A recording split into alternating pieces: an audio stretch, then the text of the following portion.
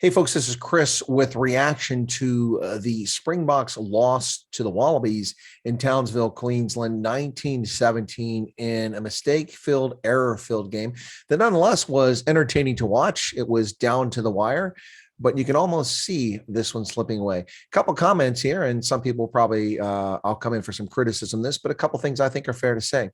Number one, at halftime, the Springboks, despite the All Blacks having a hard time getting the high ball and the Springboks doing a pretty good job getting it back, the All Blacks making uncharacteristic knock-ons and penalties and making mistakes, including that try and Kosi scored when All Blacks player fumbled the ball just outside the try line. Kosi with great pursuit picks it up, dives across.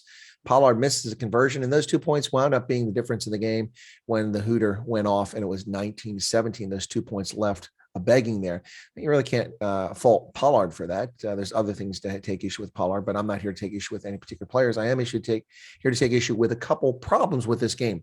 First off, in this game, ladies and gentlemen, did you notice halftime, if you happen to catch the game and see the locker rooms, what were the All Blacks doing? Now, to be fair, we didn't see the locker rooms the entire time, but we saw it periodically throughout the halftime, and I didn't see any change. The All Blacks were gathered in a circle, sitting in their chairs like professionals, attentively listening to their head coach, telling them what they did wrong, what they did right, what they need to improve to win this game.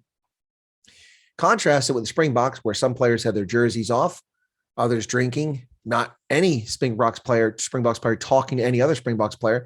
Niebenauer walking around in the locker room, no sense or semblance of team and unity whatsoever. At a complete loss. We did see some better performances out of some key Springboks. Siya Kolisi was in this game. He had a very good game here. Kwagga Smith had a brilliant game. Lood also, in my view, had a very good game. Doing a great job bringing the ball down, getting a restart for the Springboks. Excellent job by Lood. Also some good work in lineouts and some other phases of the game. But the first thing is that you could see a clear difference. This is a serious All Blacks team. And the Springboks look like defeated, as if they'd already lost the game, down 13-11 at the end of the first half. Now, what's bad about that is a lot of people came in that first half saying, well, the Springboks are doing pretty well. Yeah, but we were still losing. Despite having a pretty good game, we were making mistakes as well. And then here's the thing. Why in the world, with 2.5 and 3.5 minutes left in the game, are we box kicking the ball into the opponent's 22? I mean, we finally work the ball down the field. We get it inside the 10-meter or inside midfield, so it's on the All Black side of the pitch. And we do box kicks into the 22s. They take the mark and kick it back down the field. We surrender all of that territory we gained. What doesn't make any sense whatsoever. Why aren't we doing phases? Why aren't we looking for offloads or passes? If you're going to kick it, do a grubber kick or kick one straight up in the air. I don't even care for those. But we gifted this to the All Blacks. And quite frankly, despite a brilliant game called by Luke Pierce, this isn't sour grapes, but honestly, the All Black player never allowed a ruck to be formed, jumped on Willie Leroux from the outset. Willie Leroux was called for holding the ball, but Luke Pierce had a bad angle from the backside. He couldn't see what was going on there. So I don't fault him for that. The Springboks shouldn't have been in that position. It's the same thing a couple weeks ago against the Wallabies, letting themselves be in a position to lose the game by giving up a penalty just inside the 50-meter line on their side. 2 weeks ago, it was a scrum call, which I disagreed with there. I clearly felt that the Wallaby player, Nick White, was offsides. He was, and interfering, throwing Herschel Yankees to the ground. No call on that. But whatever the case is, they shouldn't be in a position like that to lose the game. Now the Springboks, after 9 tests, are 5 wins and 4 losses. This is not encouraging if you're a Springbok fan. And what are we going to hear from Springbok leadership and from Kolisi and from the coaching staff? Well, our style works. No, it doesn't. Either you're not executing it, which I think is the problem, or people have caught on to the way you play the game. Whatever the case is, the Springbok style is not working.